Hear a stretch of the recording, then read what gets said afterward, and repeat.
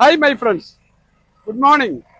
ഞാൻ നിൽക്കുന്നത് പ്രശസ്തമായ Lulu Bolgatty international convention centre, അതായത് ഹയാത്ത് ഹോട്ടൽ.